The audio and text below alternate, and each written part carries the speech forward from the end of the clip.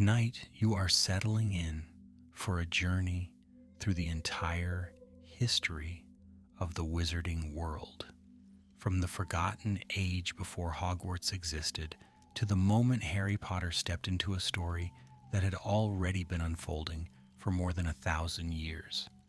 This is not a tale of a single hero or a single war. It is the long memory of a hidden civilization, a world of wand makers and dragon keepers, castle builders and dark lords, stretching across centuries beneath the same moonlit sky. If you are returning for another evening among the old stories, perhaps let your thoughts drift toward how many nights you have wandered these magical roads with us. And if this is your first night, simply settle in, listen to the crackle of distant firelight, and allow the history of magic to unfold around you.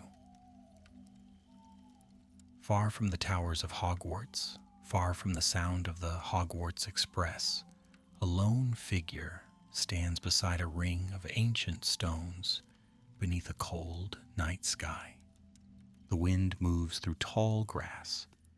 The stars burn with unusual clarity. There is no Ministry of Magic, no Diagon Alley, no Quidditch pitch, and no famous wizarding family name carved into history. There's only a human being and something strange flowing through the world around him. The first known wizard has no idea that one day children will learn spells from books, the dragons will be classified by ministries, or that a boy with a lightning-shaped scar will become known throughout Britain. Yet the story begins here in darkness, under the same stars that will later shine above Hogwarts Castle. Why does wizarding history remember so little about the first witches and wizards? The question becomes more mysterious the longer you examine it. Wizards preserve portraits that can speak centuries after death. They enchant objects to remember conversations. They record memories and pensives. Yet when we travel back to the beginning, the record becomes surprisingly thin. By the time of Harry Potter's education, magical historians know of ancient wizarding cultures, old magical sites, and legendary figures. But the earliest generations have vanished into shadow. The wizarding world possesses many answers, yet the first chapter of its own existence remains strangely incomplete. What canon does reveal is that magic appears to be as old as humanity itself. There was never a moment when someone invented magic. Wizards and witches are born with magical ability, and evidence suggests this has been true for thousands of years. By the 20th century, magical communities exist across the globe, from Britain to Africa, from North America to East Asia, each carrying traditions that clearly developed over immense stretches of time. The existence of ancient magical schools such as Uwagadu in Africa hints at histories far older than many modern nations. Long before the Ministry of Magic kept records, magical people were already shaping their own hidden societies. They lived beside Muggles, sometimes openly and sometimes cautiously, in ages when the boundaries between the two worlds were far less defined. One detail often forgotten by students of modern wizarding history is that wands were not always central to magic. During Harry's era, a wand is nearly inseparable from a wizard's identity. Ollivander famously tells Harry in 1991 that the wand chooses the wizard, yet wandless magic exists throughout canon. House elves perform it naturally. Many skilled witches and wizards can use it in limited ways. At Ouagadougou, students become known for advanced wandless magic traditions. This suggests a distant age when witches and wizards relied entirely on their own abilities drawing magical power without the polished yew, holly, ash, or elder wands that later became standard throughout Europe. Imagine those early communities not as grand kingdoms but as scattered settlements. A witch living near a forest learns which plants respond to magical cultivation. A wizard discovers that certain stones retain enchantments longer than others. Families pass knowledge directly from parent to child because there are no schools yet. Magical creatures are not categorized by ministries. Dragons have no official classifications. Centaurs possess their own wisdom beyond human understanding. The boundaries between wizard creature and wilderness feel less rigid than they will centuries later. In that world, survival itself becomes a form of magical education. Why do ancient magical sites appear again and again throughout wizarding history? The answer may lie in the peculiar relationship between magic and place. Hogwarts itself is built in a location saturated with powerful enchantments. Ancient magical communities often seem drawn toward certain landscapes. Stone circles, remote valleys, hidden caves, and lakes repeatedly emerge in magical folklore. While canon never explicitly states that wizards built Stonehenge, many readers have noticed how naturally such monuments fit into the atmosphere of ancient magical Britain. A popular fan theory suggests that some prehistoric sites may have served magical purposes long forgotten by both Muggles and wizards. The theory remains only a theory, but it highlights an intriguing pattern. Magic appears to leave fingerprints on the land itself. As centuries pass, knowledge accumulates, healing charms improve, primitive forms of magical transportation emerge, families begin preserving lineages. Some bloodlines survive so long that their names echo even in Harry's era. The Blacks, the Gaunts, and the Potters all trace their ancestry deep into history. Yet before any of those families become famous, there are countless forgotten generations whose names disappeared entirely. Their achievements survive only indirectly through traditions, spells, and customs inherited by later descendants. The wizarding world remembers its great heroes, but its foundations were built by ordinary magical people whose stories have largely vanished. Why does one name survive when so many others disappear? At some point during Britain's distant magical past, one wizard becomes impossible to ignore. His influence grows so large that centuries later the Ministry of Magic still awards honors bearing his name. Chocolate frog cards celebrate him. Students learn about him in school.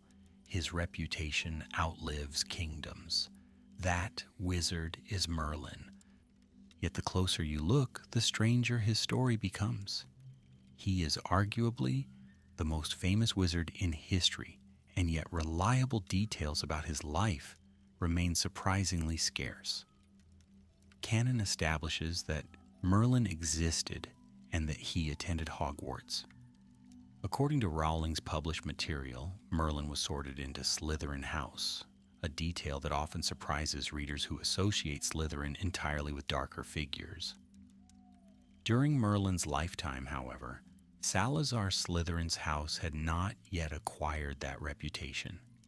Merlin became famous for promoting cooperation between magical and non-magical people. His achievements were so celebrated that the Order of Merlin eventually became the highest distinction awarded by the British magical community. By Harry's time, Cornelius Fudge proudly mentions recipients of the award, treating it as one of Wizarding Society's greatest honors. The image of Merlin that survives through the centuries feels almost larger than life. Stories place him near kings, battles, prophecies, and political upheaval. The challenge is separating history from legend. Muggle traditions transformed Merlin into a figure of myth. Wizarding traditions elevated him into a symbol of magical excellence. Somewhere between those two versions lived a real man. He attended classes, he learned spells, he walked castle corridors, he probably sat beside fireplaces discussing magical theory with friends who are now completely forgotten. The ordinary human being gradually disappeared beneath layer after layer of legend. There is something fitting about that transformation. As wizarding history grows older, individuals become symbols, founders become monuments, heroes become stories. Facts become difficult to untangle from memory. Yet each generation inherits something from the last. The first unnamed wizard beneath the stars passes knowledge to descendants. Ancient communities refine that knowledge. Merlin inherits their world and leaves behind a stronger one. The chain remains unbroken even when individual links disappear from view. And so, as the centuries continue to turn and magical Britain slowly changes, a new question begins to emerge from the darkness. If Merlin could become a legend, and if magical society was already becoming more organized and powerful, who would create the institution that shaped nearly every important witch and wizard in British history?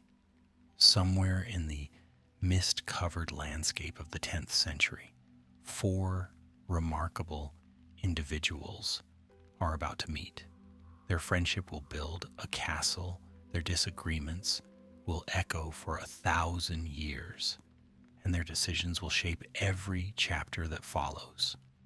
Why did four friends capable of creating the greatest magical school in history fail to preserve their own unity?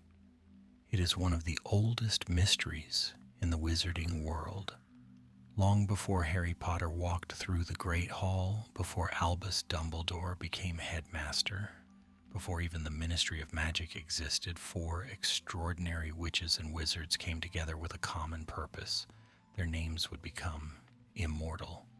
Godric Gryffindor, Helga Hufflepuff, Rowena Ravenclaw, and Salazar Slytherin. Around the late 10th century, they founded Hogwarts School of Witchcraft and Wizardry, somewhere within the Scottish Highlands. The exact year was never recorded, yet the consequences of their decision still shape magical Britain 1,000 years later.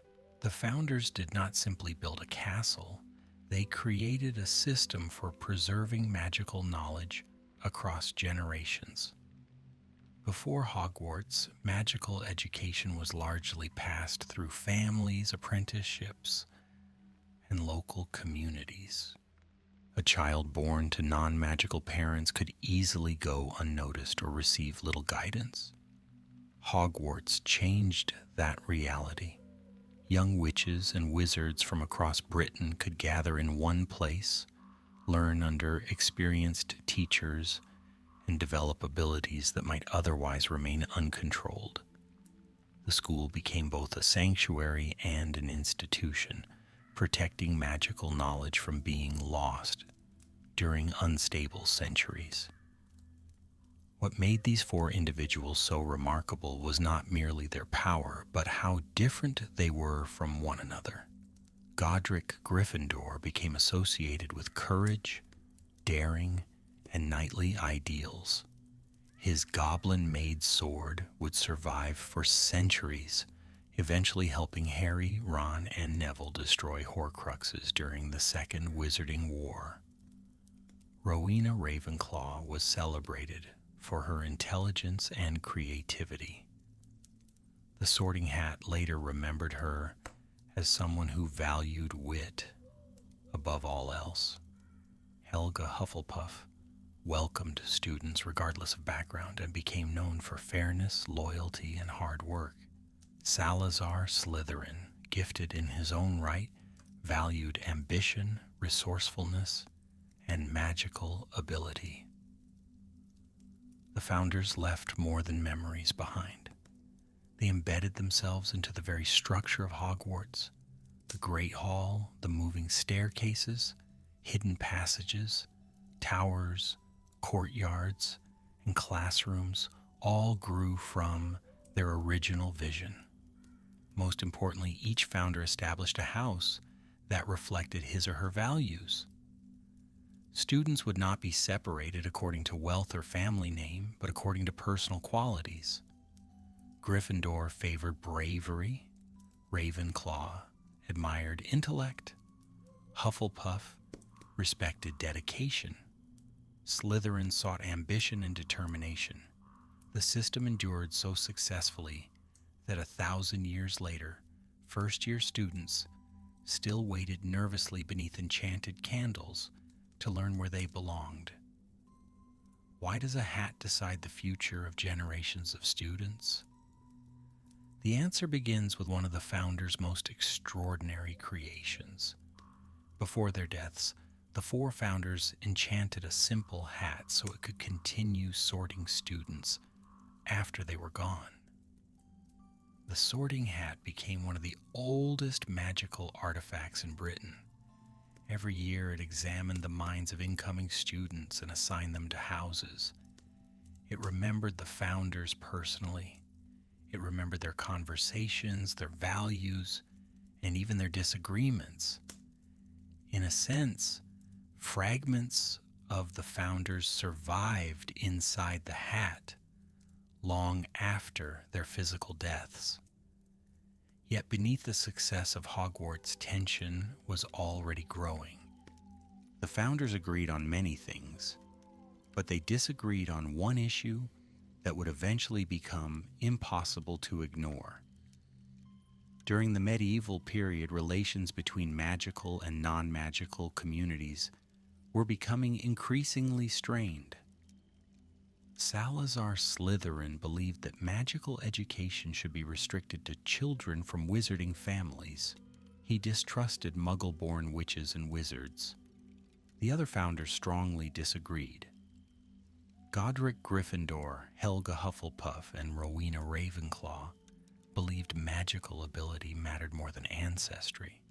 Their argument gradually deepened until friendship itself could no longer survive. Why did Salazar Slytherin build the Chamber of Secrets if he was already leaving Hogwarts? The chamber remains one of the most unsettling legacies in wizarding history.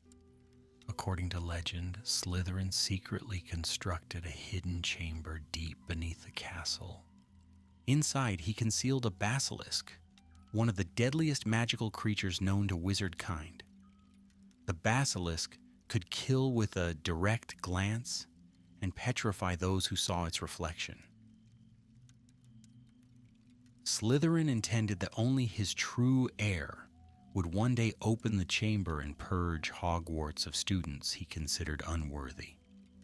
After completing his hidden work, he departed the school forever. For centuries, many witches and wizards dismissed the Chamber of Secrets as little more than a story.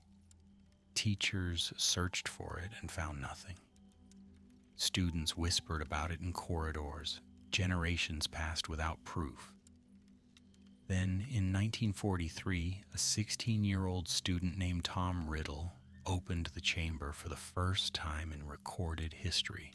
50 years later, in 1992, the chamber opened again.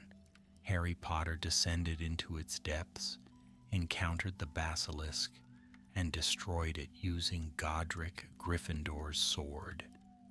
What had once been treated as a myth turned out to be horrifyingly real. The founders left behind other mysteries as well. Rowena Ravenclaw's daughter, Helena Ravenclaw, eventually stole her mother's diadem, a magical object said to enhance wisdom. Helena fled with the artifact and hid it in a forest in Albania. Centuries later, Helena became the Grey Lady, the ghost of Ravenclaw House. Her lost diadem remained hidden until Tom Riddle discovered it during his travels. He transformed it into one of his Horcruxes before concealing it inside Hogwarts. An object created by one founder ultimately became part of Voldemort's attempt to conquer death itself. Helga Hufflepuff's legacy followed a different path. Her treasured golden cup passed through generations until it reached the ancient Hepzibah Smith. Tom Riddle murdered Smith and stole the cup, later turning it into another Horcrux. Godric Gryffindor's sword survived hidden within Hogwarts and emerged whenever a worthy Gryffindor truly needed it. Salazar Slytherin's locket passed through the Gaunt family before eventually becoming another Horcrux. Time transformed the Founder's relics into central pieces of a conflict they could never have imagined. Their lives continued influencing history long after their era ended. Why has Hogwarts endured when so many institutions vanish? Part of the answer lies in its ability to absorb history without losing its identity. The castle changed constantly. New classrooms appeared. Secret passages multiplied. Headmasters came and went. Ghosts took up residence. Yet the core vision remained intact. Students still crossed the lake for the first time. They still looked upward at enchanted ceilings that mirrored the night sky. They still gathered beneath the gaze of the Founders, whose presence lingered in banners, portraits, relics, and traditions. As the centuries moved forward, Hogwarts grew from a new school into the heart of magical Britain. Thousands of students passed through its halls, friendships formed and faded, rivalries ignited and cooled. Entire generations of witches and wizards learned their first spells beneath its roof. Yet another mystery was quietly taking shape beyond the castle walls.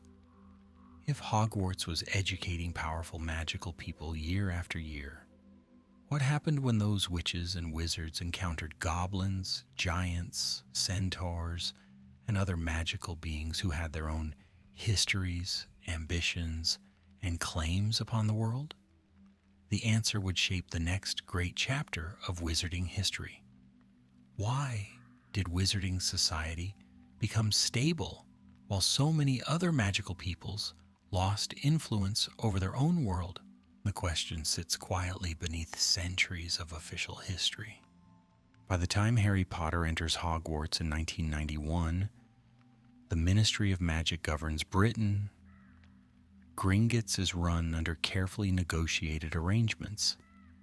Centaurs live largely apart from wizard settlements, and giants have been pushed to the edge of extinction. To a modern student, this arrangement appears natural. Yet if you travel backward through the centuries, you discover a far more contested landscape. Wizards did not inherit a peaceful world. They emerged from long struggles involving creatures, beings, and rival magical communities that often possessed power equal to their own. Among those groups, none left a larger mark on wizarding history than the goblins. Goblins were highly intelligent, magically gifted, and deeply skilled craftsmen. Their metalwork became legendary throughout Britain. Godric Gryffindor's sword itself was forged by goblins and displayed characteristics no ordinary wizard-made weapon could match. Goblin silver absorbed substances that strengthened it while rejecting impurities. Centuries later, the sword would take in basilisk venom and become capable of destroying Horcruxes. Yet admiration for goblin craftsmanship never translated into genuine equality between goblins and wizards. The source of tension often came down to fundamentally different views of ownership. Wizards generally believed an object belonged permanently to whoever purchased it. Goblins viewed ownership differently. In goblin tradition, valuable creations rightfully returned to their maker's descendants after the buyer's death. This disagreement repeatedly produced resentment. Historical records mention numerous goblin rebellions across the centuries. Entire generations of magical governments struggled to contain uprisings, fueled by disputes over rights, property, and political representation. Even during Harry's time, traces of those old grievances remained visible beneath apparently peaceful relations. Why do goblins remain trusted with wizarding wealth despite centuries of conflict? Gringotts. Wizarding Bank provides part of the answer. By the 20th century, Gringotts stood as the most secure financial institution in Britain. Its underground vaults stretched deep beneath Diagon Alley. Magical security measures included dragons, enchantments, curses, and complex mechanical systems. Hagrid confidently tells Harry in 1991 that nobody could rob Gringotts, except perhaps a mad wizard. Ironically, history later proved even the confidence was not entirely justified when Harry, Ron, and Hermione infiltrated the bank during their hunt for Voldemort's Horcruxes. The deeper you look into Gringotts, the more it resembles a compromise rather than a victory. Wizards controlled political institutions. Goblins controlled much of wizarding finance. Neither side fully trusted the other. Yet centuries of practical necessity forced cooperation. This uneasy balance became one of the defining features of British magical society. The arrangement was never perfect, but it endured where open conflict repeatedly failed. While goblins fought for influence through rebellions and negotiation, giants followed a different path. Long before Harry Potter's birth, giant populations were already declining. Giants possessed immense physical strength and magical resistance. Full-grown giants could reach extraordinary heights and survive injuries that would kill ordinary humans. Yet their societies were often unstable, with violent conflicts reducing their numbers. Ministry policies and growing wizard fears further isolated giant communities. By the late 20th century, only scattered groups remained. One of the most important giant-related stories concerns Rubeus Hagrid. Born in 1928, Hagrid was the son of a wizard father and a giantess named Fridwulfa. His enormous size, unusual strength, and resistance to magical effects reflected that heritage. During Harry's years at Hogwarts, Hagrid frequently faced prejudice because of his giant blood. Yet his character quietly challenged assumptions that had developed over centuries. Loyal, compassionate, and deeply protective of magical creatures, Hagrid embodied qualities that many fearful stereotypes ignored. Through him, the history of giants became personal rather than abstract. Why did centaurs choose separation when they clearly possessed remarkable intelligence? Deep within the Forbidden Forest lived one of the most enigmatic societies in the wizarding world. Centaurs combined human and equine forms, but reducing them to physical appearance misses the point entirely. They possessed sophisticated traditions, advanced astronomical knowledge, and an independent culture older than many wizarding institutions. Figures such as Firenze, Bane, Megorian, and Ronan demonstrated how seriously centaurs regarded questions of destiny and celestial movement. Their conversations often revolved around stars, planets, and patterns invisible to ordinary observers. The Ministry of Magic officially classified centaurs as beings because they possessed human-level intelligence, yet centaurs themselves rejected many forms of wizard authority. They preferred autonomy over integration. By Harry's era, most lived in designated reservations or remote wilderness areas. Their uneasy relationship with wizard governments reflected centuries of mutual frustration. Wizards often misunderstood centaur priorities, while centaurs regarded many wizard political concerns as short-sighted and insignificant compared to the vast movements of history they believed they could glimpse in the heavens. The Forbidden Forest itself became a meeting point between multiple strands of magical history. Centaurs lived there. Acromantulas eventually established colonies there after Hagrid secretly raised Aragog. Unicorns wandered among ancient trees. Thestrals nested in hidden clearings. The forest existed almost as a reminder of an older world that had never fully submitted to human organization. Hogwarts stood beside it, yet could never truly control it. Students could study magical creatures in classrooms, but beyond the castle walls, those creatures maintained lives and traditions of their own. Why does wizarding law struggle so much to classify magical beings? The answer emerges clearly when examining the ministry's long history of categorization. House elves, goblins, centaurs, merpeople, giants, and countless other groups each possessed different abilities, customs, and priorities. Attempts to fit them into simple bureaucratic categories repeatedly created confusion. During the 20th century, the Department for the Regulation and Control of Magical Creatures managed these issues through divisions devoted to beasts, beings, and spirits. Yet even those categories often failed to capture reality. Magical life was simply too diverse. As centuries passed, wizard governments gradually expanded their influence. Settlements grew, laws became more complex. Magical education became more standardized through institutions such as Hogwarts. International connections strengthened.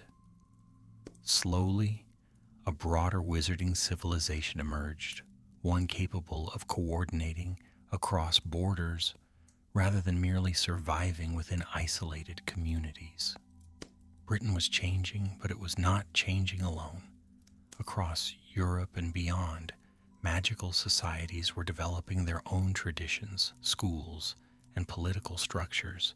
The wizarding world was becoming larger than any single castle, family, or nation. And with that growth came another question.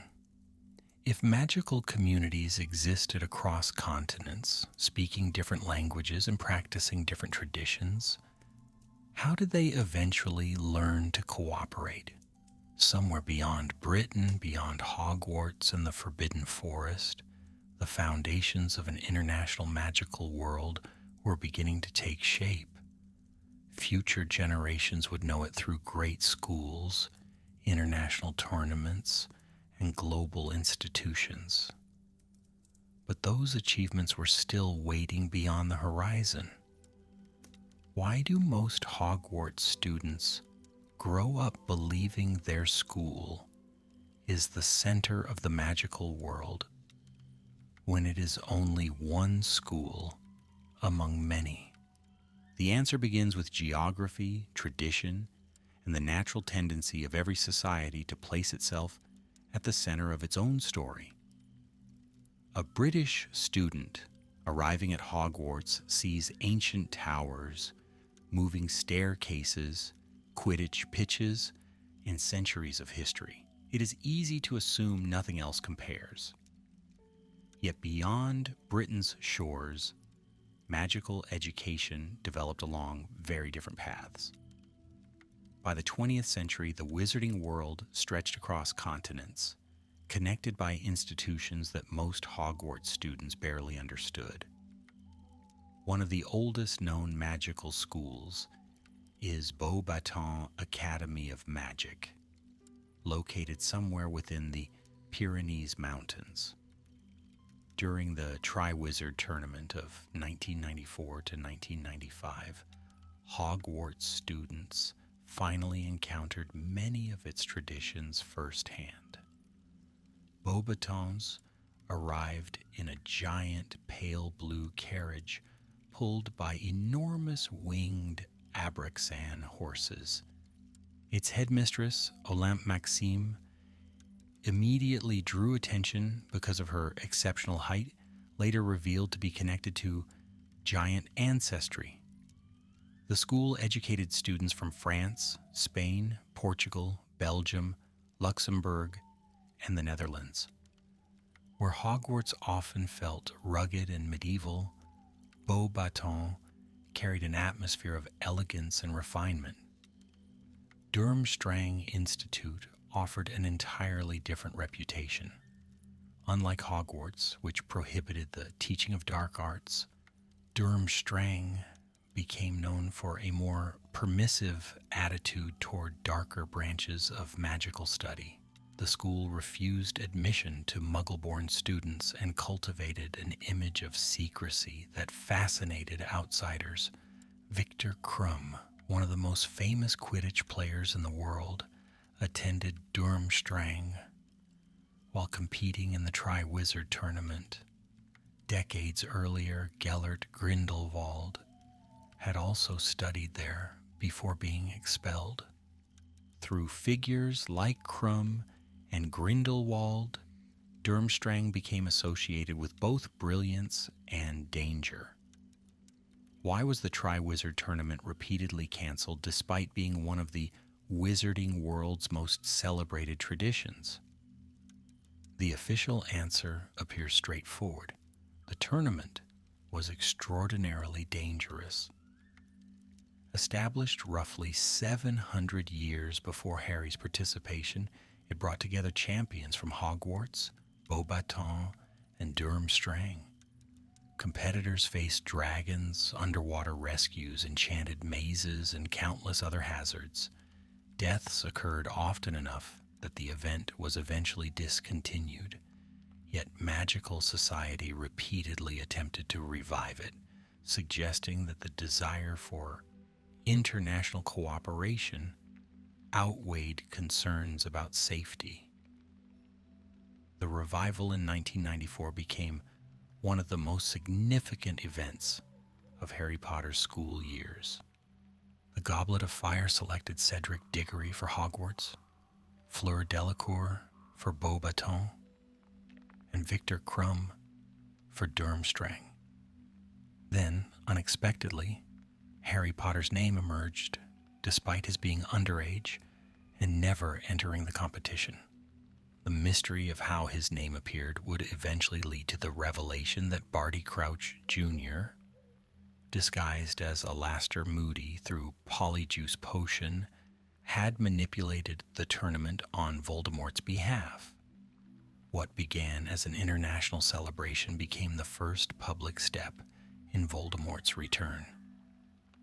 Beyond Europe, magical education took forms many British wizards rarely imagined. Ilvermorny School of Witchcraft and Wizardry arose in North America during the 17th century. Founded by Isolde Sayre, a descendant of Salazar Slytherin's family line, the school developed its own traditions distinct from Hogwarts.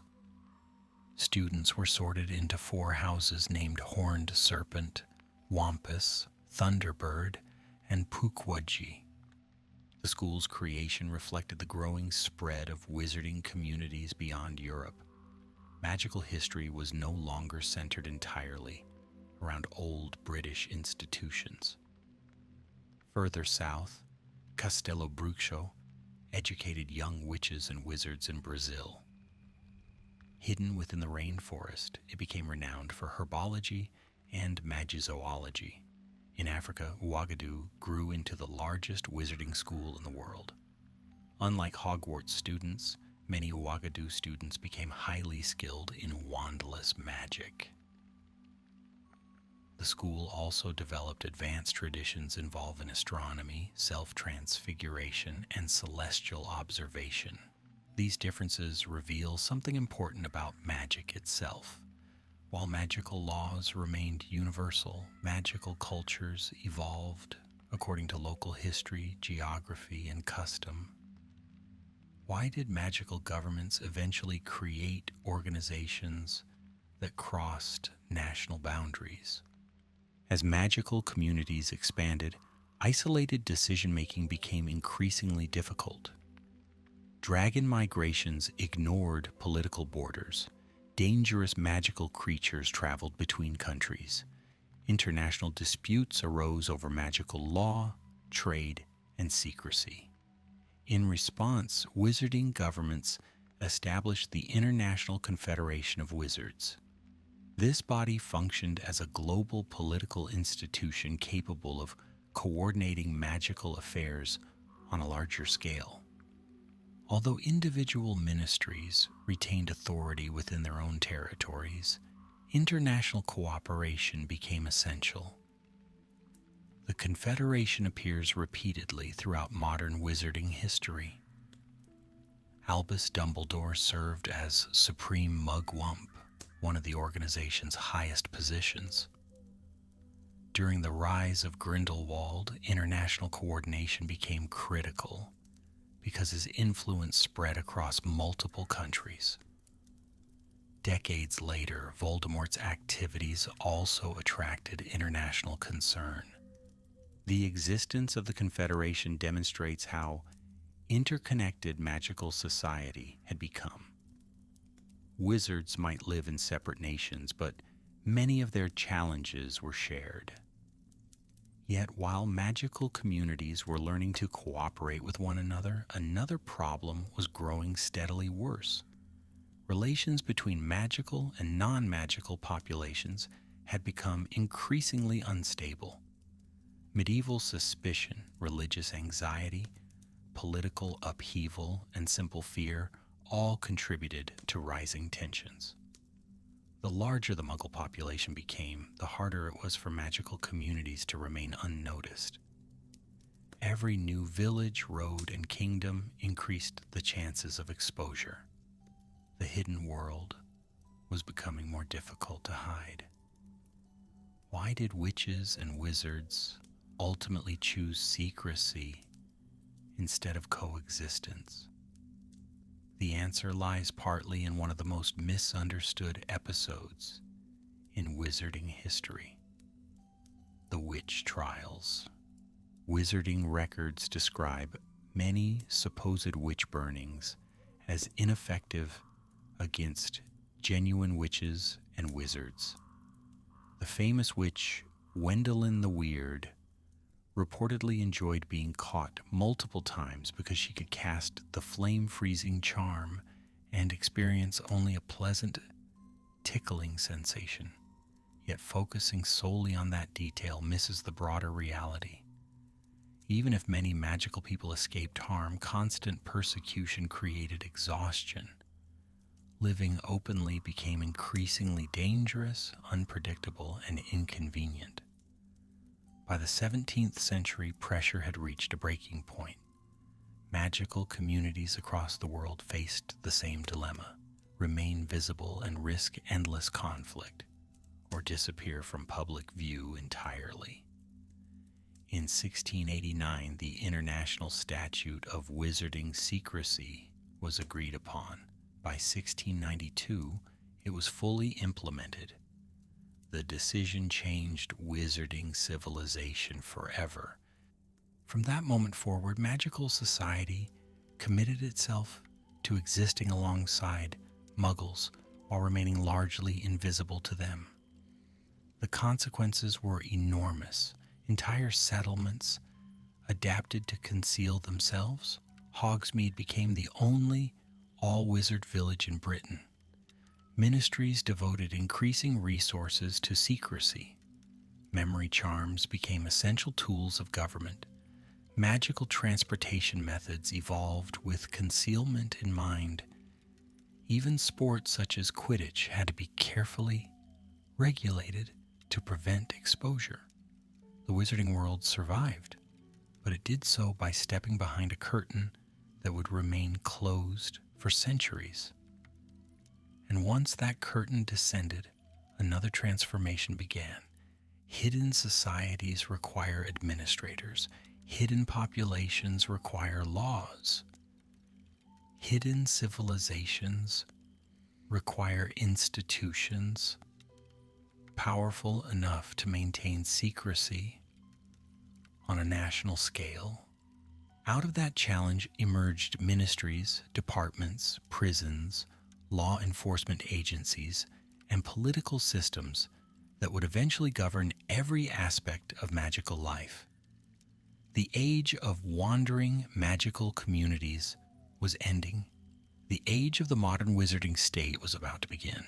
Why does a society capable of instantaneous travel, memory modification, and reality-bending magic depend so heavily on paperwork, regulations, and political institutions? At first glance, the Ministry of Magic seems almost absurd.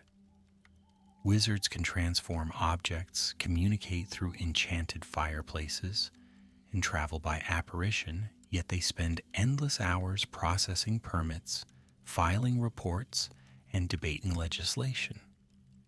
Harry encounters this world repeatedly during his school years. He sees ministry officials inspecting cauldrons, regulating magical creatures, and enforcing laws that reach into nearly every corner of magical life. The contradiction is only apparent. The more powerful magic became, the more structure society required to prevent chaos. The British Ministry of Magic emerged after the Statute of Secrecy transformed the relationship between magical and non-magical worlds. Once secrecy became mandatory, someone had to enforce it. Someone had to respond when dragons escaped, when underage wizards performed magic, or when magical creatures endangered Muggle populations. Over time, the ministry expanded into a vast governmental institution. Its headquarters occupied deep underground levels beneath London. Visitors entered through magical telephone boxes, fireplaces, or apparition points. Beneath ordinary city streets existed an entire administrative world invisible to most of humanity. The ministry structure reveals what wizarding society feared most. The Department of Magical Law Enforcement became its largest division. Within it operated the Auror Office, responsible for investigating dark wizards and protecting the public from magical threats. Other divisions included the Improper Use of Magic Office, which monitored underage spell casting, and the Misuse of Muggle Artifacts Office, where Arthur Weasley enthusiastically investigated enchanted objects that violated magical law. Every department reflected a specific challenge created by hidden magical existence. Bureaucracy became the price of secrecy. Why did Aurors become some of the most respected witches and wizards in Britain? The answer lies in the dangers they faced. Aurors were elite magical law enforcement officers trained to confront dark wizards directly. Becoming an Auror required exceptional magical ability, extensive education, and advanced defensive training. During the First Wizarding War, Aurors fought Voldemort's followers across Britain. During Harry's lifetime, figures such as Alastor Moody, Kingsley Shacklebolt, Nymphadora Tonks, and later Harry himself became associated with the profession. Their work often placed them on the front lines of history. Alastor Moody represented the profession at its most legendary. By the time Harry first met the real Moody in 1995, the veteran Auror had accumulated scars, magical injuries, and a reputation that bordered on myth. His magical eye could see through walls, invisibility cloaks, and solid objects. He trusted almost nobody and constantly warned others to maintain constant vigilance. Beneath the paranoia lay experience earned through decades of conflict. Moody had survived battles that claimed many of his colleagues. His battered appearance told a story of wizarding warfare long before Harry fully understood its reality.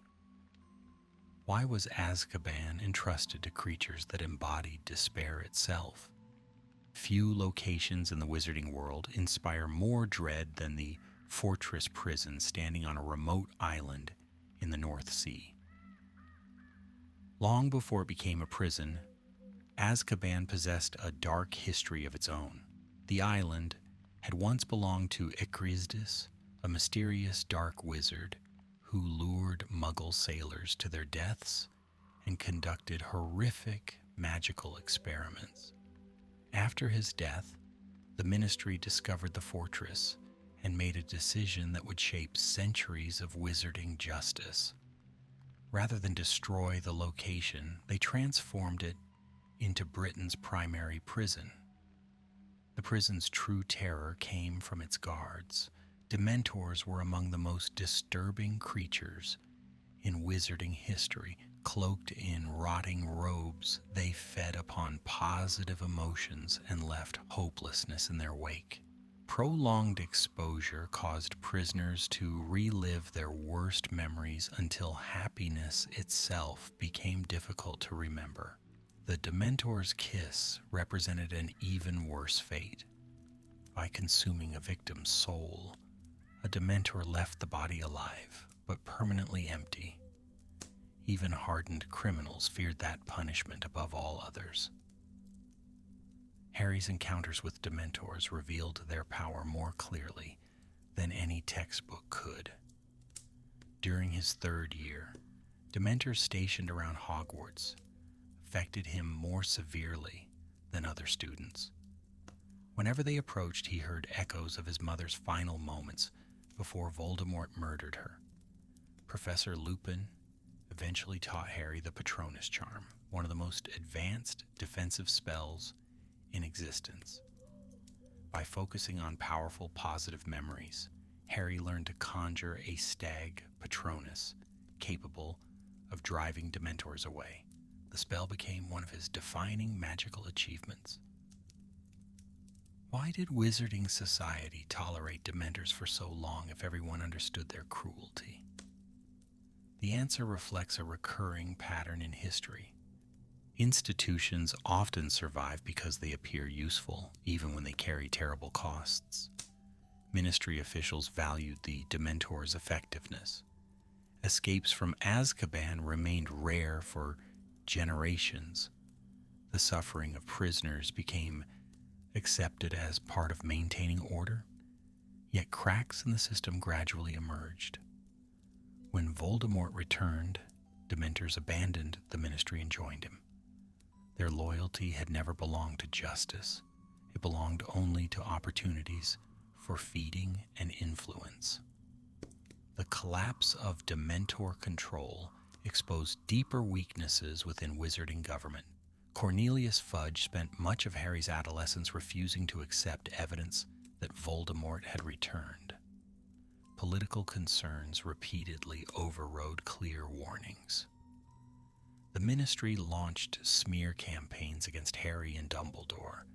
Dolores Umbridge gained authority within Hogwarts and abused it aggressively. These events demonstrated that magical government suffered from many of the same flaws as non-magical ones. Magic could not eliminate fear, ambition, denial, or corruption. Yet the Ministry also produced individuals of remarkable integrity. Amelia Bones earned widespread respect for competence and fairness. Kingsley Shacklebolt quietly resisted Voldemort's influence while maintaining his official duties. Arthur Weasley approached even the most mundane responsibilities with genuine curiosity and kindness. The institution was never wholly good or wholly flawed. It reflected the people who operated it. Like Hogwarts, it became a stage upon which larger human struggle played out. Why do certain family names appear again and again whenever major events occur? The deeper you travel into wizarding history, the harder it becomes to ignore the pattern. Ancient bloodlines surface repeatedly at moments of political upheaval, magical innovation, and social change. Some families produce heroes, others produce tyrants. Many produce both. Their influence stretches across centuries, connecting distant eras through inheritance, memory, and ambition. To understand how the modern wizarding world emerged, it becomes necessary to follow the families whose stories became intertwined with history itself. Among those families stand names that Harry would eventually know well: Black, Potter, Gaunt, Malfoy, Weasley, and many others. Their ancestors witnessed the rise of Hogwarts, the implementation of the Statute of Secrecy, the growth of the Ministry, and the approach of darker times still to come. Through them, the past remained alive. Their choices would help shape the age of Dumbledore, Grindelwald, Voldemort, and ultimately Harry Potter himself. The next chapter of wizarding history belongs not to institutions or governments, but to the families whose legacies would influence everything that followed. Why do a handful of family names seem to appear at every turning point in wizarding history? The question becomes difficult to ignore once you begin tracing the major events of the wizarding world's past. Long before Harry Potter entered Hogwarts, before Voldemort's rise, and even before the Ministry of Magic took its modern form, certain bloodlines had already accumulated influence, wealth, and historical significance. Yet wizarding history is not simply a story of inherited power. Again and again, descendants either honored or rejected the values of their ancestors.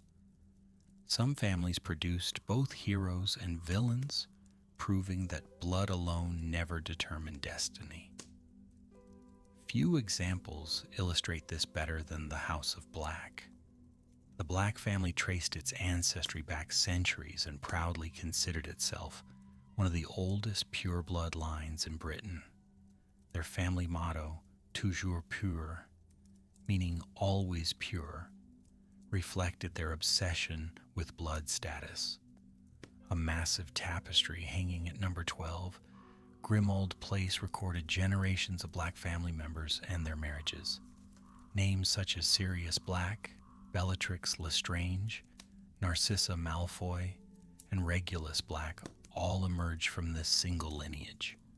Through them, one family became connected to nearly every major conflict of the 20th century. Yet Sirius Black demonstrates how imperfect bloodline expectations could be. Sorted into Gryffindor despite coming from a strongly Slytherin-oriented family, Sirius rejected many of the beliefs held by his relatives. He left home as a teenager and found a new family among James Potter, Remus Lupin, and Peter Pettigrew. His rebellion created a permanent rift with much of the Black family. Years later, he would fight against Voldemort as a member of the Order of the Phoenix. The ancient tapestry preserved his name, but his choices transformed its meaning. Why did Voldemort become obsessed with ancestry despite repeatedly rejecting ordinary human connections? The answer begins with another ancient bloodline, the Gaunts. By the early 20th century, the Gaunt family had fallen into poverty and isolation. They lived in a decaying shack near Little Hangleton while clinging desperately to their claim of descent from Salazar Slytherin. Marvolo Gaunt treasured family relics including Slytherin's locket and a ring containing the resurrection stone hidden within it. The family's obsession with blood purity remained intact even as their circumstances deteriorated. Pride survived where prosperity did not. From this family emerged Merope Gaunt, Voldemort's mother. Desperate to escape her abusive home, Merope used a love potion to attract Tom Riddle Sr., a wealthy muggle living nearby. Their relationship produced a child who would become Tom Marvolo Riddle. After Merope stopped administering the potion, Tom Riddle Sr. abandoned her. She died shortly after giving birth in a London orphanage on December 31st, 1926. Her son entered the world carrying the legacies of both Slytherin and ordinary Muggle ancestry, a contradiction that would haunt his entire life. The Potter family followed a very different path. Although not included among the Sacred 28 list of pure-blood families, the Potters possessed a long and respected history. Their wealth partly originated from magical innovations developed by ancestors such as Linfred of Stinchcombe, whose remedies contributed to the eventual creation of Sleek Easy's hair potion and other successful products. Generations later, James Potter inherited both family resources and a strong moral compass. Rather than pursuing power for its own sake, James devoted himself to resisting Voldemort's growing movement. His decisions would alter the course of wizarding history. Why does the wizarding world remember James and Lily Potter so vividly, despite their relatively short lives? The answer extends beyond their deaths. Both were exceptionally talented students at Hogwarts. Lily Evans, a Muggle-born witch, displayed remarkable magical ability from a young age. Professor Slughorn later described her as one of his favorite students. James Potter excelled academically and helped create the Marauders map alongside Sirius Black, Remus Lupin, and Peter Pettigrew. Together they embodied many of the ideals Voldemort sought to destroy: friendship, loyalty, courage, and acceptance across bloodlines. By the 1970s, these family histories were converging toward a larger conflict. Ancient prejudices surrounding blood status had never entirely disappeared. Some pure-blood families embraced Voldemort's ideology. Others resisted it. The Weasleys rejected notions of blood superiority despite their pure-blood ancestry. The Malfoys often aligned themselves with elitist traditions. Families found themselves divided, not simply by lineage, but by values. Old names remained important, yet individual choices mattered more. The Sacred 28 list offers a fascinating glimpse into these tensions. Compiled during the 20th century, it identified families considered truly pure blood by its anonymous author. The Blacks, Malfoys, Lestranges, and Gaunts appeared on the list. The Potters did not. The Weasleys did, despite often being mocked by blood purists for associating comfortably with Muggle-borns. The list itself reveals how arbitrary many blood status distinctions actually were. Wizarding society spent centuries debating categories that frequently collapsed under closer examination. Why did Albus Dumbledore become the central figure connecting so many of these families and conflicts? To answer that question, we must step away from inherited bloodlines and examine an individual whose influence reached across generations. By the early 20th century, Dumbledore was already emerging as one of the most gifted wizards alive. His brilliance would eventually shape Hogwarts, the Ministry, and the struggle against two different Dark Lords. Yet before he became the wise headmaster known to Harry Potter, he was a young man standing at a crossroads between ambition and responsibility. Dumbledore's early life contained tragedy. Long before, it contained greatness. His father, Percival Dumbledore, was imprisoned after attacking Muggles who had harmed Ariana Dumbledore, Albus's younger sister. Ariana herself suffered magical trauma that left her unable to fully control her powers, following the death of their mother, Kendra Dumbledore. Albus found himself responsible for his siblings at an age when he had hoped to travel and pursue scholarly ambitions. Resentment, love, guilt, and duty became intertwined. The future greatest wizard of his age was still struggling with ordinary human burdens. Then, during the summer of 1899, another young wizard arrived in Godric's Hollow. His name was Gellert Grindelwald. Brilliant, charismatic, and ambitious, Grindelwald had recently been expelled from Durmstrang Institute. He and Dumbledore formed an intense friendship almost immediately. Together they discussed magical dominance, the Deathly Hallows, and the idea that wizards might rule openly for the greater good. Their conversations would reshape both of their lives. In hindsight, it is one of the most consequential friendships in wizarding history. And yet a mystery remains. How did a young man capable of imagining wizard supremacy become the mentor who later opposed dark wizards with unwavering determination? The answer lies in a single summer, a devastating duel, and a loss that Dumbledore would carry for the rest of his life.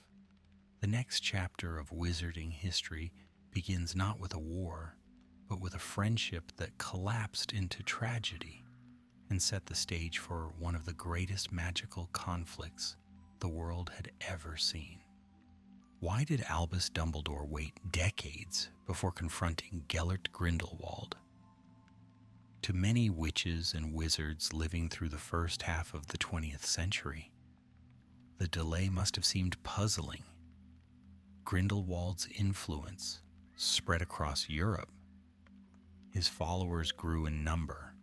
His message attracted those who believed magical people should no longer hide from Muggles. Yet the one wizard widely considered capable of matching him refused to act directly for many years. The answer lay not in politics or strategy, but in a deeply personal wound that began during the summer of 1899. The friendship between Dumbledore and Grindelwald ended in catastrophe. Albus, Aberforth, and Grindelwald became involved in a three-way duel after tensions exploded within the Dumbledore household. During the chaos, Ariana Dumbledore was struck by a curse and killed. The precise source of the fatal spell was never determined. Neither Albus nor Aberforth ever learned with certainty whose magic caused her death. That uncertainty haunted Dumbledore for the rest of his life.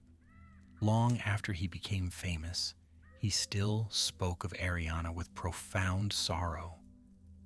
The tragedy reshaped Dumbledore's understanding of power. As a young man, he had dreamed of greatness. He had imagined transforming the world alongside Grindelwald. After Ariana's death, those ambitions became inseparable from guilt. Dumbledore turned away from political dominance and devoted himself to scholarship, teaching, and the careful use of authority.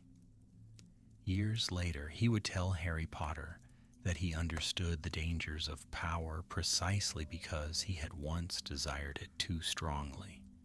This self-awareness became one of the defining characteristics of his later life. Meanwhile, Grindelwald pursued a very different path. Armed with extraordinary magical talent and persuasive charisma, he began building a movement across Europe. His followers embraced the slogan, "For the greater good," words that had once emerged from discussions with Dumbledore. Grindelwald believed secrecy weakened wizardkind. He envisioned a future where magical people ruled openly over muggles. Unlike Voldemort, who would later focus on blood purity and personal immortality, Grindelwald framed his ambitions as a revolutionary political cause. That distinction made him particularly dangerous. Why did the Deathly Hallows become so important to both men? The answer reaches back to one of the oldest legends in wizarding culture. According to the tale of the three brothers, three magical siblings encountered death and received extraordinary gifts: the Elder Wand, the Resurrection Stone, and the Invisibility Cloak. Most witches and wizards treated the story as folklore. Grindelwald and Dumbledore became fascinated by the possibility that the Hallows were real objects hidden within history. Together they imagined finding them and becoming masters of death. The Elder Wand occupied a special place within that obsession. Unlike ordinary wands, it carried a reputation for unmatched power. Its ownership passed through conquest, betrayal, and victory across centuries. Wizarding history became filled with stories of duels fought over its possession. Grindelwald eventually acquired the wand and used it to strengthen his growing influence. The weapon amplified both his reputation and his confidence. By the time Europe approached the Second World War, he stood among the most feared wizards alive. The conflict between Grindelwald and the broader magical world intensified throughout the 1920s, 1930s, and early 1940s. Magical governments struggled to contain his movement. Wizards disappeared. Political institutions weakened under pressure. International cooperation became increasingly important as his activities crossed national boundaries. Throughout these years, Dumbledore remained active as a scholar and professor at Hogwarts. He opposed Grindelwald intellectually and politically, yet avoided direct confrontation. Many assumed strategic considerations explained his hesitation. The truth proved more painful. Dumbledore feared the answer to a question he could never escape. If he dueled Grindelwald and defeated him, what might he learn about Ariana's death? There remained the possibility that Grindelwald knew who had cast the fatal curse. There remained the possibility that Dumbledore himself had done it. The uncertainty created a burden he carried for decades. His greatest enemy was connected to his deepest grief. Why is the year 1945 remembered so clearly throughout wizarding history? The answer appears repeatedly in textbooks, chocolate frog cards, and historical accounts. In that year, Albus Dumbledore finally confronted Gellert Grindelwald in a legendary duel. The encounter became one of the most famous magical battles ever recorded. Details remain scarce, but the outcome is certain. Dumbledore emerged victorious. Grindelwald was defeated. The Elder Wand passed into Dumbledore's possession. A conflict that had shaped an era finally ended. After his defeat, Grindelwald was imprisoned within Nurmengard, the fortress he had built to hold his enemies. The irony was impossible to miss. He spent decades confined within the very prison intended to symbolize his power.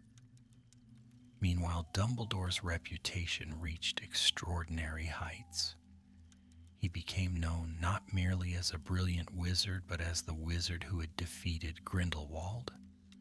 Yet those who knew him best understood that public acclaim never erased private regret. Victory did not undo the past.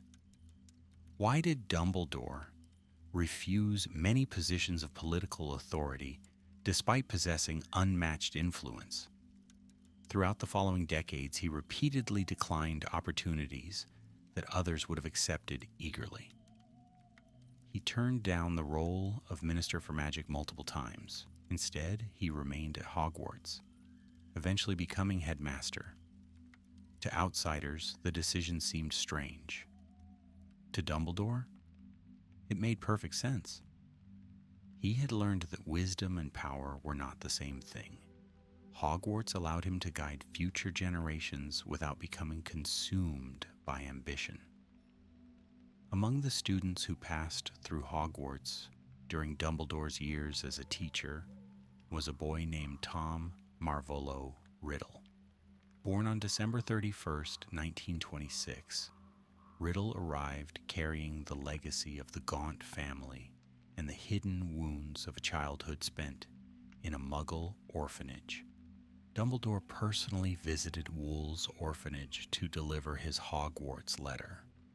During that first meeting, he noticed unsettling qualities beneath the boy's intelligence. Tom displayed unusual control, secrecy, and a desire for dominance, yet even Dumbledore could not fully foresee what would follow. Why did one of Hogwarts' most brilliant students become the darkest wizard in modern history? The question would shape the second great conflict of the 20th century. Grindelwald's defeat had brought peace, but peace proved temporary. Deep beneath the castle founded by Gryffindor, Ravenclaw, Hufflepuff, and Slytherin, old secrets still waited. Ancient relics remained hidden, forgotten chambers remained sealed, and within a gifted young student, a dangerous obsession with death had already begun to grow. The age of Grindelwald was ending. The age of Voldemort was about to begin. Why did Tom Riddle, a student admired by professors and envied by classmates, become Lord Voldemort? The transformation remains one of the central mysteries of wizarding history. Many dark wizards emerged from bitterness, desperation, or political extremism. Tom Riddle possessed something different.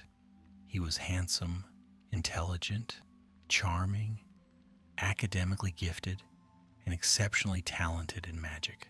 Professors respected him. Students followed him. Yet beneath that polished exterior existed a profound emptiness, a fear so deep that it would eventually reshape the entire wizarding world. That fear was death. Tom entered Hogwarts in 1938 and was sorted into Slytherin House. Almost immediately, he distinguished himself as an exceptional student. He won awards, earned praise from teachers, and cultivated a reputation for responsibility. Professor Slughorn viewed him as one of the brightest students he had ever taught. Yet Tom's curiosity consistently drifted toward unusual subjects.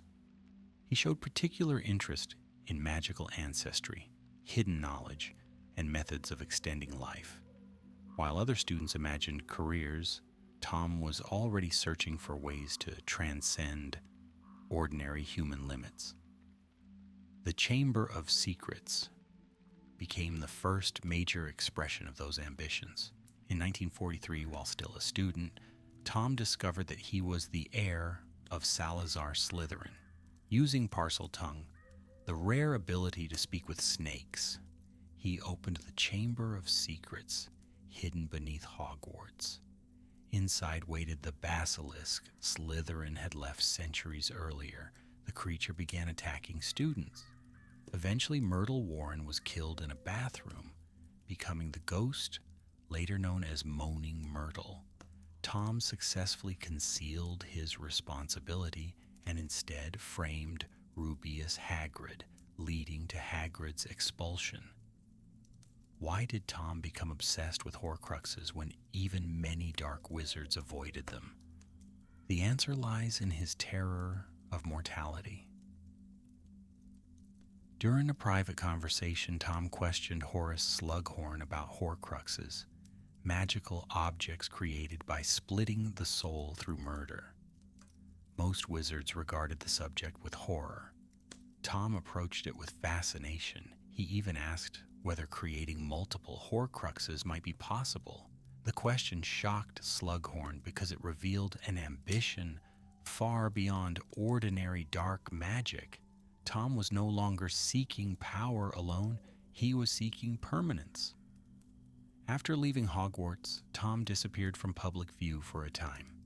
He briefly worked at Borgin & Burke's, a shop specializing in rare and often dangerous magical artifacts.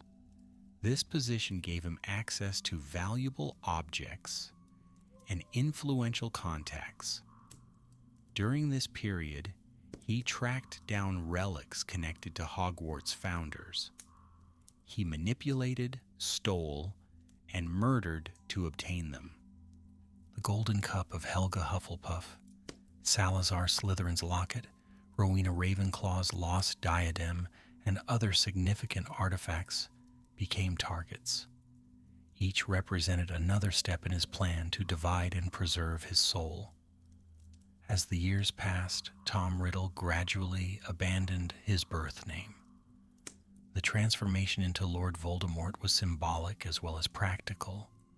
By rearranging the letters of Tom Marvolo Riddle, he created the name I Am Lord Voldemort. He rejected his Muggle father, rejected his ordinary origins, and attempted to reinvent himself entirely. Followers began gathering around him. Many were pure-blood witches and wizards, attracted by promises of restored magical supremacy. Others were drawn simply by fear, ambition, or admiration for his power. The Death Eaters were beginning to form. Why did Voldemort's movement spread so quickly during the 1970s? The answer involves more than magical strength. Voldemort excelled at exploiting existing divisions within wizarding society. Prejudices surrounding blood status had never disappeared. Ancient resentments remained unresolved. Some families viewed him as a defender of traditional values. Others recognized him as a dangerous extremist from the beginning. Fear amplified his influence. Nobody knew exactly who supported him. Neighbors distrusted neighbors. Friends questioned one another's loyalties. The atmosphere became increasingly tense. In response, Albus Dumbledore established the Order of the Phoenix. Unlike the Ministry, which often struggled to respond effectively, the Order operated as a dedicated resistance movement.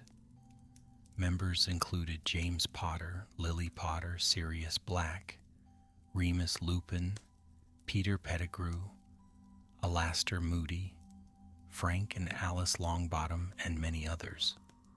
They fought Voldemort's followers through intelligence gathering, protection efforts, and direct confrontation. The conflict that followed became known as the First Wizarding War. Casualties mounted on both sides. By the late 1970s, much of magical Britain lived under constant anxiety. Why did a single prophecy alter the course of history? The answer begins with an interview at the Hogshead Inn. During the late 1970s, Sybil Trelawney unexpectedly delivered a genuine prophecy while being interviewed by Dumbledore for a teaching position. The prophecy spoke of a child born at the end of July who would possess the power to defeat the Dark Lord. Severus Snape overheard part of the prophecy and reported it to Voldemort. Crucially, Voldemort never heard the entire prediction. Acting on incomplete information, he chose his own enemy. Two children fit the prophecy's criteria: Neville Longbottom and Harry Potter. Both were born at the end of July. Both came from families that had opposed Voldemort repeatedly. Voldemort selected Harry as the greater threat. In doing so, he unknowingly helped fulfill the prophecy itself. Dumbledore would later explain that Voldemort marked Harry as his equal. A decision intended to eliminate danger ultimately created it. History often turns on such moments. The Potters went into hiding using the Fidelius charm. Their secret keeper became Peter Pettigrew after Sirius Black convinced them not to use him. The choice proved disastrous. Pettigrew betrayed their location to Voldemort. On the night of October 31st, 1981, Voldemort arrived at Godric's Hollow. James Potter was killed attempting to protect his wife and son. Lily Potter refused to step aside and sacrificed herself for Harry. Her choice triggered one of the oldest forms of magic in existence: sacrificial protection. Why did Voldemort fail when so many powerful wizards had already fallen before him? The answer lay in something he never understood. When Voldemort cast the killing curse at infant Harry, Lily's sacrifice created magical protection rooted in love. The curse rebounded. Voldemort's physical body was destroyed. His fragmented soul survived only because of the Horcruxes he had created. The most feared dark wizard in Britain vanished in an instant. A baby became famous throughout the wizarding world. Harry Potter became known as the boy who lived. Celebrations erupted across magical Britain. Witches and wizards filled streets that had known fear for years. Albus Dumbledore, Minerva McGonagall, and Rubeus Hagrid delivered Harry to Privet Drive, leaving him with Petunia Dursley, his only remaining blood relative. The war appeared finished. Voldemort's followers scattered, were imprisoned, or claimed innocence. A generation hoped peace had finally arrived, yet beneath ruined plans and broken alliances, fragments of Voldemort's soul still endured. And so a strange new era began. The Dark Lord was gone, but not dead. The child who defeated him grew up unaware of his fame. Hogwarts continued welcoming students. The ministry rebuilt, families attempted to heal, yet hidden beneath ordinary life, ancient forces were quietly moving toward one final confrontation. The long history of the wizarding world, stretching from forgotten prehistoric magic through founders, rebellions, ministries, and wars, was approaching the moment around which everything else would eventually be remembered: the years of Harry Potter himself.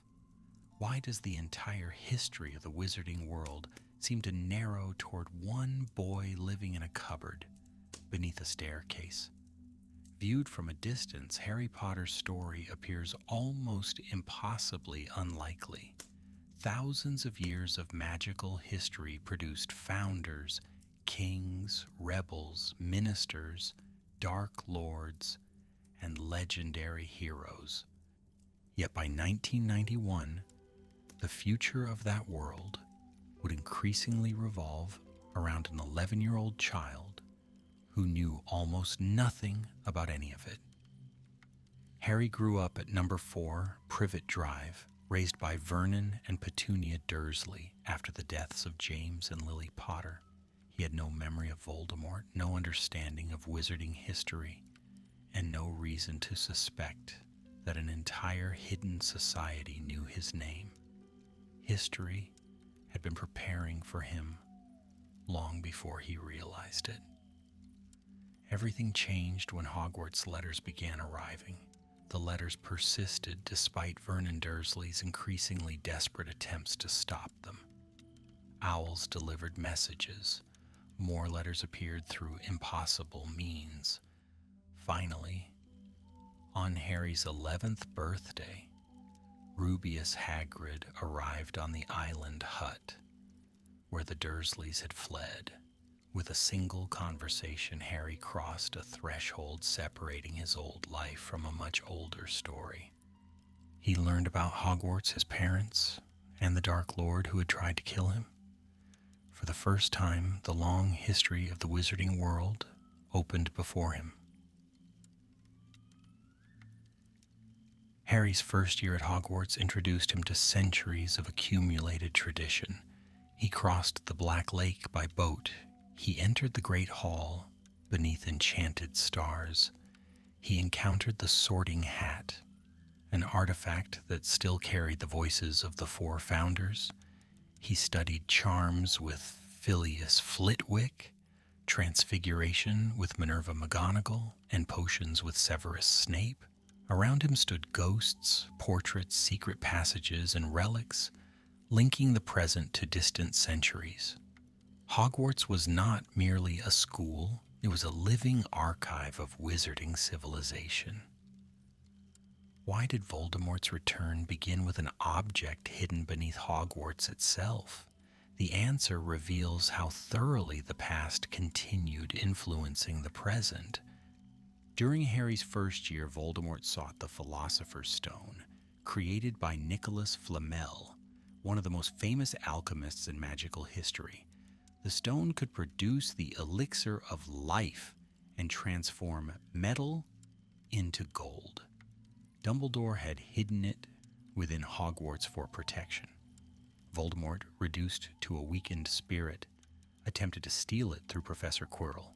The conflict connected Harry not only to Voldemort, but to centuries of magical knowledge reaching back long before either of them were born. The following year brought another ancient mystery into the open. The Chamber of Secrets, whispered about for generations, proved real. Tom Riddle's preserved memory emerged through an enchanted diary, itself secretly a Horcrux. Harry confronted the basilisk hidden by Salazar Slytherin nearly 1,000 years earlier. Fawkes the Phoenix delivered Godric Gryffindor's sword at the crucial moment. Founder, relic, magical creature, and modern student all became part of the same story. History was no longer something Harry studied. It was something he lived. Why did so many forgotten pieces of the past begin resurfacing during Harry's years at Hogwarts? Consider the pattern.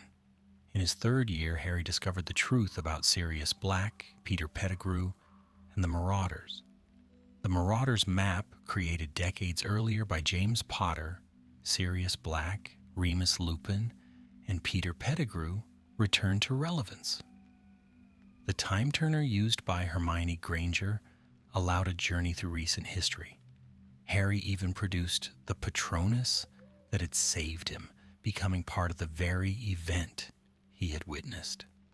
Past and present seemed increasingly intertwined. The revival of the Triwizard Tournament in Harry's fourth year extended that pattern internationally. A competition originating 7 centuries earlier returned to Hogwarts. Students from Beauxbatons and Durmstrang arrived, bringing reminders that wizarding history extended beyond Britain. Yet Voldemort again transformed tradition into opportunity. Through Barty Crouch, Junior's manipulation, the tournament became a trap. Cedric Diggory was murdered in Little Hangleton. Voldemort regained a physical body using Harry's blood, his father's bone, and Wormtail's sacrifice of his own hand. The peace that began in 1981 finally ended. Why did so many people refuse to believe Voldemort had returned, despite direct evidence? Fear provides part of the explanation. Cornelius Fudge understood what Voldemort's return would mean for political stability. Accepting the truth required admitting that the Ministry had failed to prevent catastrophe. As a result, Harry and Dumbledore faced public skepticism, media attacks from the Daily Prophet, and institutional resistance. Dolores Umbridge became a symbol of that denial during her time at Hogwarts. The struggle was no longer simply against Voldemort, it was also against society's reluctance to confront reality. Meanwhile, Dumbledore was assembling the final pieces of a puzzle decades in the making. Through memories gathered from Horace Slughorn, Morphin Gaunt, Bob Ogden, and others, he reconstructed Voldemort's history. The mystery of the Horcruxes gradually became clear. Tom Riddle had fragmented his soul multiple times. The diary, the ring, the locket, the cup, the diadem, Nagini, and an unintended fragment attached to Harry himself formed the foundation of Voldemort's apparent immortality. Defeating him would require more than winning a duel. It would require dismantling an entire structure built over decades. Why did Dumbledore choose Harry rather than carrying the burden himself? Age, circumstance, and understanding all played a role. Dumbledore recognized that the prophecy connected Harry and Voldemort in a unique way. He also understood that leadership often means preparing others to continue after you are gone. During the hunt for Horcruxes, Dumbledore guided Harry as far as he could. Then, atop the astronomy tower in 1997, Severus Snape fulfilled a plan arranged between them. Dumbledore died, and the final stage of the struggle began. The search that followed carried Harry, Ron Weasley, and Hermione Granger across Britain. They infiltrated the Ministry of Magic. They entered Gringotts and escaped atop a dragon. They discovered the significance of the Deathly Hallows. They learned the histories of the Peverell brothers, whose legend stretched back centuries. Every step connected present events to deeper layers of wizarding history. The story that began with ancient magical communities and medieval founders was approaching its conclusion. Why did Voldemort ultimately lose despite possessing immense magical power, loyal followers, and decades of preparation? The answer lies in a pattern visible throughout wizarding history. Again and again, individuals who sought domination underestimated forces they considered weak. Voldemort dismissed love, loyalty, sacrifice, friendship, and mercy as sentimental distractions. Yet Lily Potter's sacrifice protected Harry. Snape's love for Lily shaped years of hidden resistance. Narcissa Malfoy's love for Draco influenced a critical decision during the Battle of Hogwarts. The very emotions Voldemort scorned repeatedly altered the course of events. The final battle unfolded within Hogwarts itself, bringing the story full circle. The castle founded by Gryffindor, Ravenclaw, Hufflepuff, and Slytherin became the stage for the war's conclusion. Teachers, students, Aurors, members of the Order of the Phoenix, centaurs, house elves, and magical creatures fought together.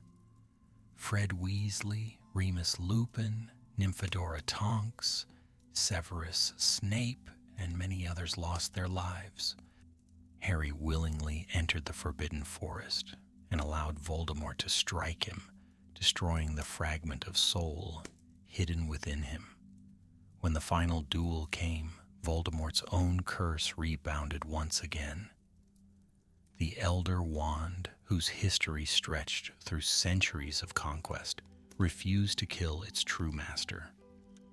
With Voldemort's death, an age ended. Kingsley Shacklebolt helped guide the Ministry into a period of reform. Azkaban changed. The influence of blood purity ideology weakened. Harry eventually became an Auror. Hermione Granger helped transform magical institutions. Ron Weasley built a life beyond war. The wizarding world continued, carrying scars but also possibilities. History did not stop. It simply moved into another chapter. And so, after thousands of years, the journey arrives at a surprisingly quiet place. The first wizard beneath the stars could never have imagined Hogwarts. The founders could never have imagined Dumbledore. Dumbledore could never have fully foreseen Harry. Yet each generation inherited something from the last and passed something forward in return. As the night settles over the castle once more and distant lights glow behind ancient windows, the same stars that watched forgotten witches and wizards in distant centuries continue shining above Hogwarts. They watched the founders raise their walls. They watched Grindelwald fall. They watched Harry Potter walk across the grounds.